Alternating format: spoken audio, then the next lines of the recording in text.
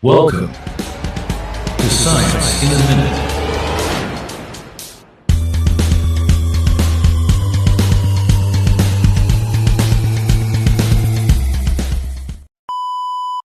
Hi, my name is Jet. Welcome to Science in a Minute. Today we have another topic about Newton's laws of motion. And here's another question. How does Newton's second law of motion explain the difference in difficulty between pushing an empty shopping cart and a full one? A.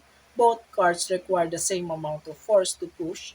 B. The empty cart requires more force to push. C. The full cart requires more force to push because it has more mass. And D. The force required to push either cart is unrelated to their mass. The answer is C. Why? Pushing a full shopping cart requires more force than pushing an empty one.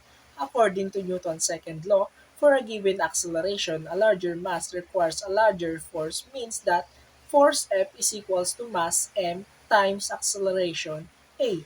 And that's it for today's Science in a Minute.